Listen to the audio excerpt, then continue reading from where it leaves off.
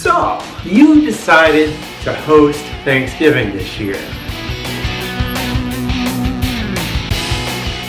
Were you voluntold to host Thanksgiving this year?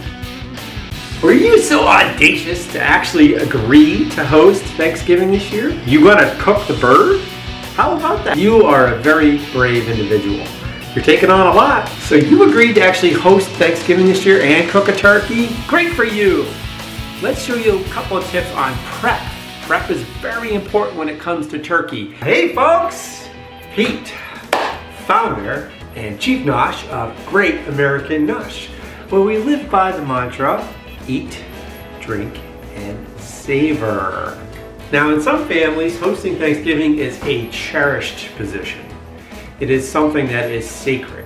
It is tradition, you know, from mom and grandma or dad or the uncle hosting Thanksgiving. All the family comes together.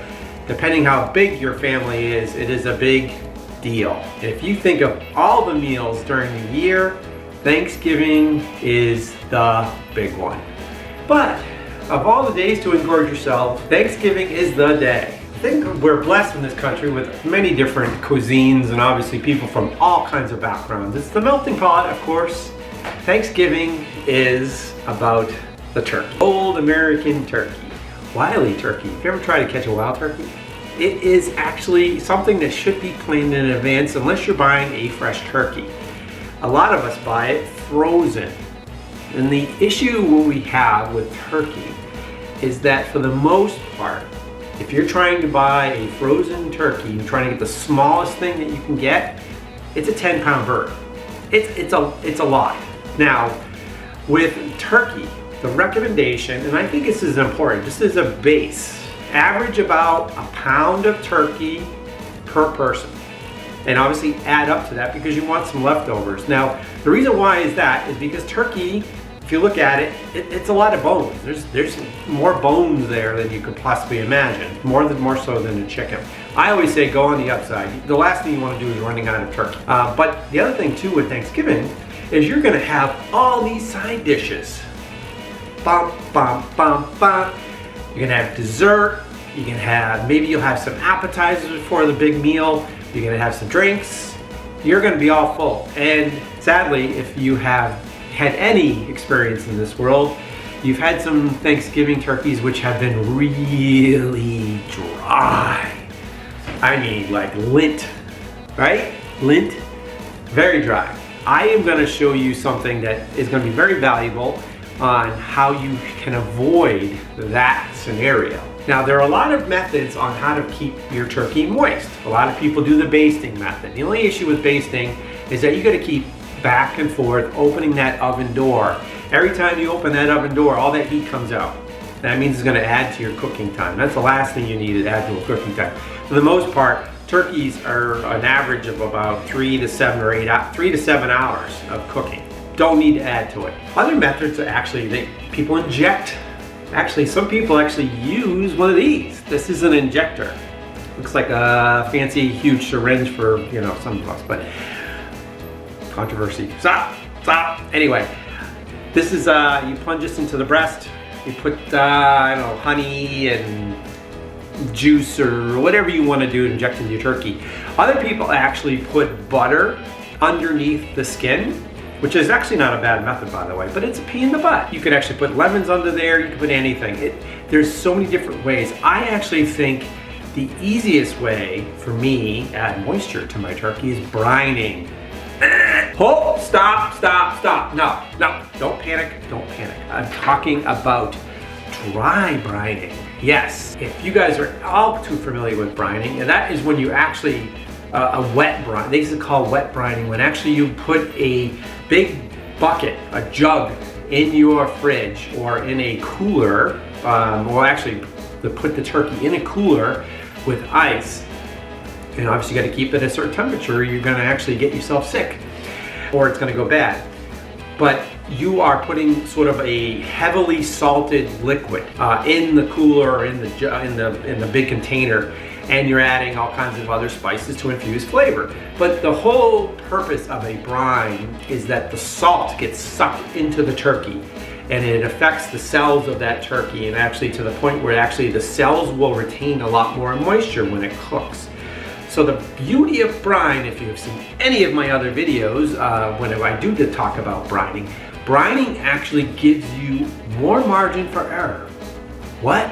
Yes, I am talking fancy words here, but you need a greater margin of error if you should, and it happens, folks, to all of us, if you should overcook that turkey. Turkey breast, they say take it out at 160, let it rest. It's going to get past 165, which is the recommended safe temperature for breast meat. The thighs should be about 180. Now again, there's going to be some differences between the two parts of the turkey, but if you should overshoot that brine is going to save your bacon. Yes, I always have to go back to bacon.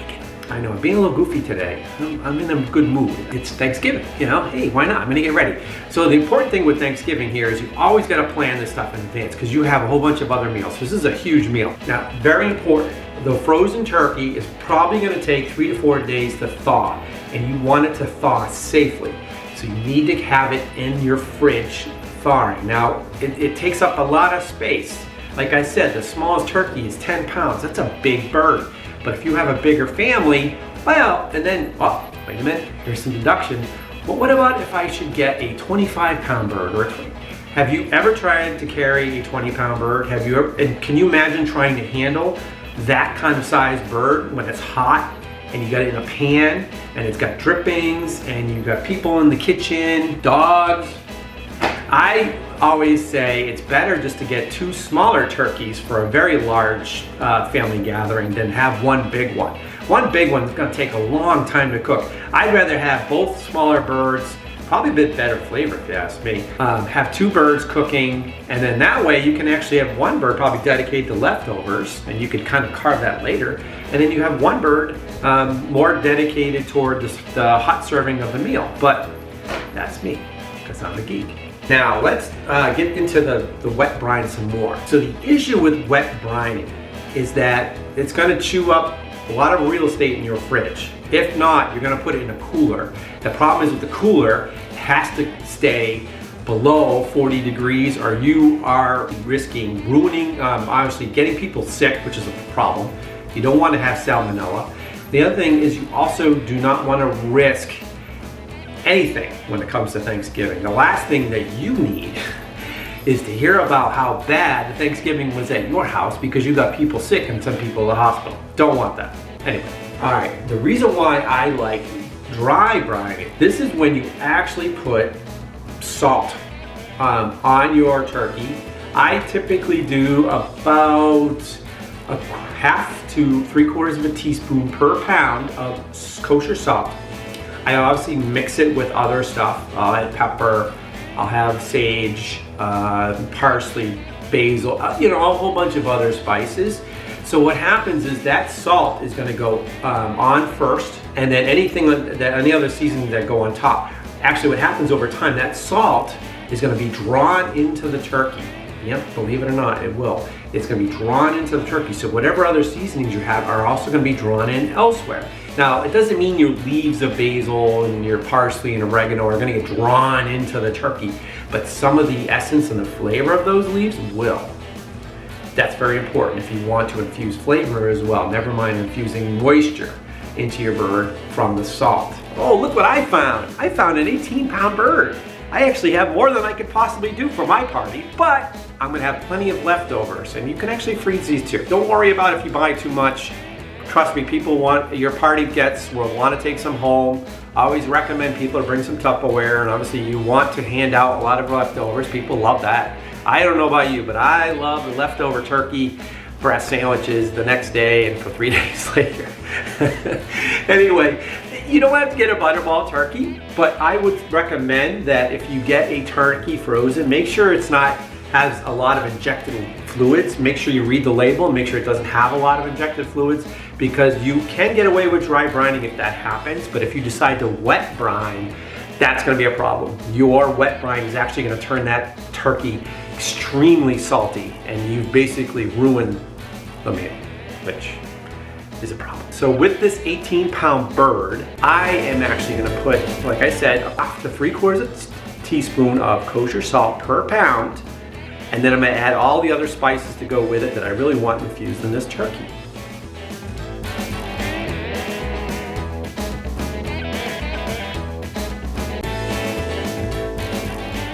That looks like a lot of salt, doesn't it? Don't worry, don't panic. That salt is gonna be drawn in. You're gonna be amazed. Now, a bird that big, this is an 18-pounder now, it's gonna take some time for that salt to do its duty. It's gonna take some while for that salt to do its duty, yes. So I always recommend 24 to 36 hours. Actually, you can go longer. You gotta remember, folks, salt was actually used as a preservative for years, eons, centuries, way before refrigerators and freezers and everything that came after that. Everybody used salt as preservatives, so don't worry, the salt is actually going to preserve this. Now again, it's going to take up real estate in your fridge for at least 2 days. So clean out your fridge, and if you're going to have any other kinds of side dishes in your refrigerator for the big feast, your real estate in your refrigerator is going to be at a premium. Please plan in advance. Now I am actually going to let this brine, per se, it's a brine, it's a verb, right? Brine, yeah. We're going to let this brine for, I am going to actually do 36 to 48 hours. It should be fine. It's going to be great, it's going to be nice and juicy, all that salt's going to get drawn in. Most people say 24 to 36, I say 36 to 48. Again, it depends on the size of the bird. I have an 18-pound bird, pretty big, so we're actually going to let this thing do its great work. 48 hours later. Thank you for watching my show. You have so many options on YouTube, Google, TV, streaming, everything. Thank you so much for choosing to watch my video about prepping your turkey for this very important American holiday. Eat, drink, savor!